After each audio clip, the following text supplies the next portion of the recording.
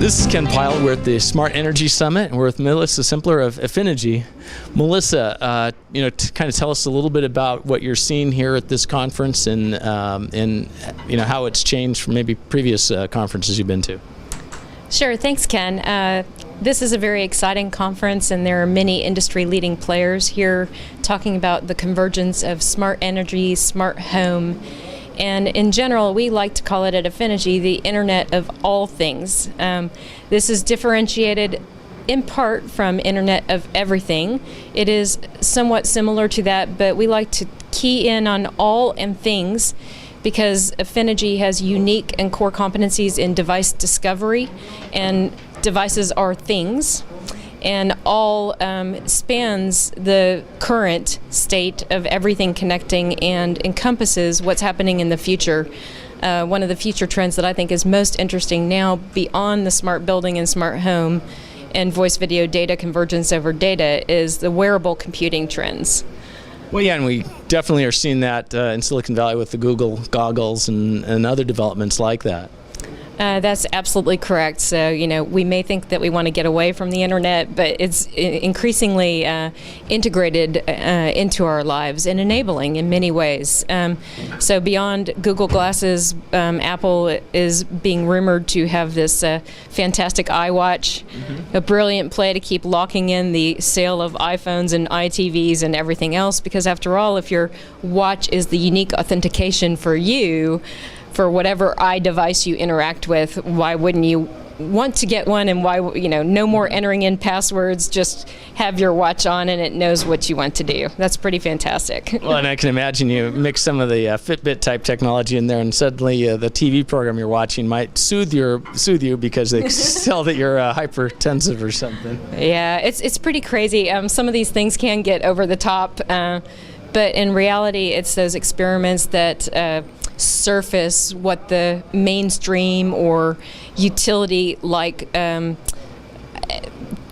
things are of this connected lifestyle that we lead, and ultimately all the services and devices need a way to be harmonized and securely and easily administrated for the end business or end home user. And that's what you guys do with your software, right? That's correct. So we've been a player for a long time in the industry, evangelizing to what we call the service creators, those that are leveraging the internet and the cloud to deliver seamless, secure, simple experiences spanning now smart homes and smart businesses. Last year, when we talked, we had completed an acquisition of a software business unit from French parent Sagemcom.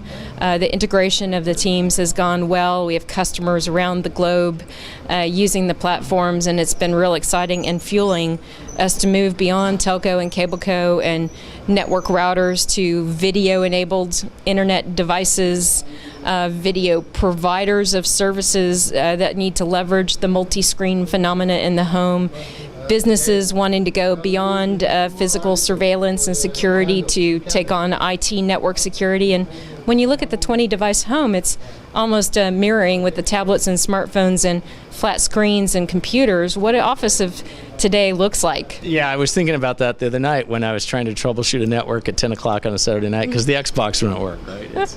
And for the consumer, that becomes a real pain point. So having a software or service provider that has a software solution that can kind of take care of that in the background, I think is critical, right? Yeah, that indeed.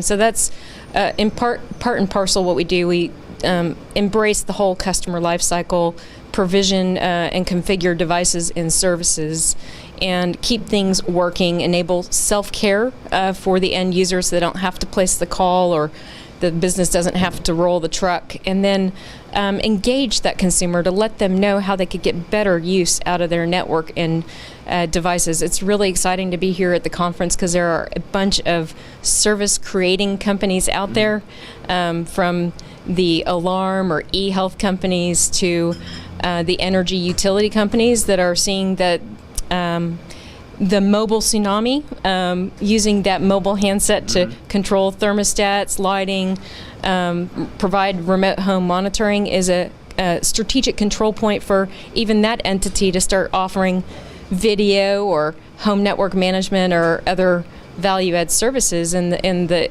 customer wallet spend that these brands have is something that they want to continue to grow more and more value out of. Well, we've also heard a little bit from a few of the speakers about the SMB, the small business type market. And with that, I understand you're now vice chair of CABA. Is that right? Maybe you can talk to that for a moment. Well, thank you. Yes, I've been participating with CABA for a couple years, just as one of the companies attending their events. And what sparked my eye originally was that they had this Connected Home Council, which was front and center to Affinegy's roots of home networking as a strategic control point. And what I realized is that organization was actually founded as Continental Automated Building Association. I'm impressed you remember that. And definitely squarely in the smart building. But the players that were enabling smart buildings saw the bigger, higher volume market of the smart home, and so they created this Connected Home Council. So I had the opportunity to pitch in and was elected vice chair of that Connected Home Council, and I'm very pleased to be serving in this capacity. Well, congratulations, and it seems like that will allow you to continue to be or be a bridge, if you will, between these kind of different markets.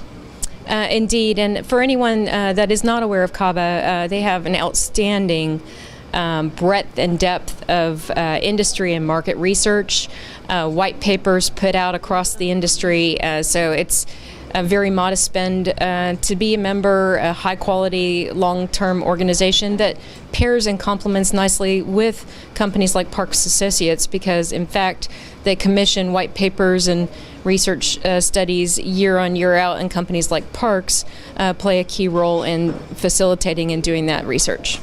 Well, it sounds, one thing I've taken away from this conference is that there's always something new. And it sounds like that's going to continue to be the case, whether in the small home or the small business or the big business. Yes, and in fact, it seems like it's exponentially and explosively happening in 2013. I'm fondly thinking of this being the year of the snake, and our logo is green. So I don't know, maybe green snakes flying at trade shows to lasso new customers in. It's kind of zany, but the one last thing is that, looking around, this smart energy and smarter home, as in home automation, appliances, cameras and sensors and more marketplace, there have been various players that have provided standards-based frameworks for the service delivery. There's a body out of Europe called OSGI that has that services delivery framework.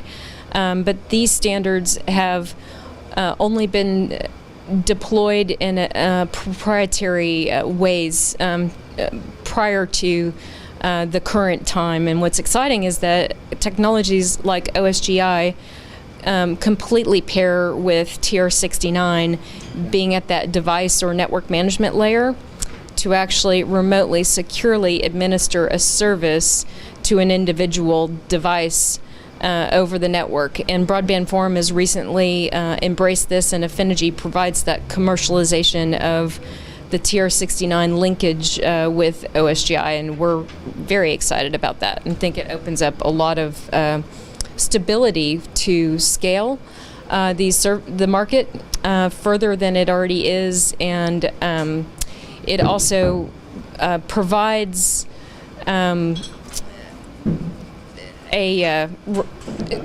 vehicle to do this, and that's desperately needed in the marketplace. The last point I was going to make is that this TR69 standard is a standard that can handle the anytime, anywhere access. So it's not just for the home or premise.